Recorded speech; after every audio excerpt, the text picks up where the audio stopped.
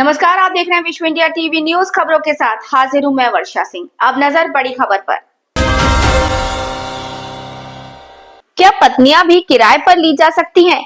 जी हां, आपके कानों को यकीन नहीं हो रहा होगा, लेकिन यकीन मानिए कि एक ऐसी जगह है जहां आप किराए पर ले सकते हैं खूबसूरत पत्नियां।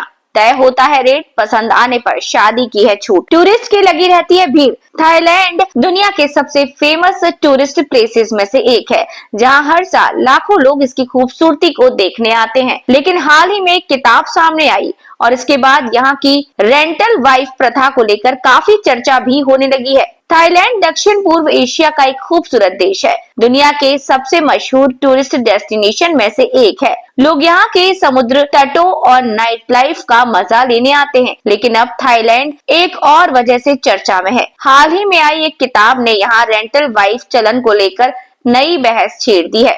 किताब में बताया गया है कि कैसे थाईलैंड के कुछ इलाकों में महिलाएं किराए की पत्नी बनकर पर्यटकों के साथ अस्थायी रिश्ते में रहती हैं।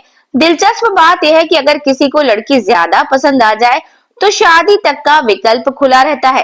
थाईलैंड के पटाया शहर में ये ट्रेंड काफी समय से चलन में है। इसे वाइफ ऑन हायर या ब्लैक पर्ल के नाम से भी जाना जाता है। दरअसल ये एक तरह का अस्थायी शादी जैसा रिश्ता होता है, जिसमें किसी महिला को पैसे देकर कुछ समय के लिए पत्नी की तरह साथ रखा जाता है। उस समय तक वो महिला पत्नी की तरह सारे काम करती है, खाना बनाना, घूमने जाना, साथ रहना, सारी बातें। हालांकि ये सब एक कॉन्ट्रैक्ट के तहत होता है और इसे कानूनी शादी नहीं माना जाता। धीरे धीरे अब ये एक बिजनेस बन चुका है, जिसमें महिलाएं अपनी मर्जी से हिस्सा भी ले रही हैं। Thai taboo the rise of wife rental in modern society नाम की किताब, जिसे रॉबर्ट एमेनुअल ने लिखा है, इस चलन की गहराई से जानकारी दी जाती है। इसमें बताया गया है कि कैसे थाईलैंड में गरीब पृष्ठभूमि की महिलाएं पैसे कमाने और अपने परिवार का खर्च चलाने के लिए इस काम में अब दिल लगाने लगी हैं। ये महिलाएं आमतौर पर बार या नाइट क्लब में काम करती हैं और वहीं से उन्हें ग्राहक भी मिलते हैं। ज्यादातर विदेशी टूरिस्ट होते हैं जो छुट्टियां मनाने थाईलैंड आते हैं। रेंटल वाइफ बनने वाली महिलाओं की कीमत कई चीजों पर निर्भर करती है, उनकी उम्र, सुंदरता, पढ़ाई लिखाई और समय की अवधि पर। कुछ महिलाएं केवल कुछ दिन के लिए किराए पर रहती हैं, तो कुछ महीनों तक साथ रहती हैं। रिपोर्ट्स के मुताबिक किराया $1600 यानी करीब 1,30,000 रुपए से लेकर और भी ज्यादा हो सकता है। और कई सारे किराए की पत्नियां यहाँ पर इसे बिजनेस के तौर पर काम कर रही हैं। थाईलैंड में शहरीकरण और तेजी से बदलती जिंदगी ने लोगों को काफी अकेला कर दिया। ऐसे में बहुत से लोग स्थायी रिश्तों की जगह अस्थायी रिश्तों को तवज्जो देने लगे हैं।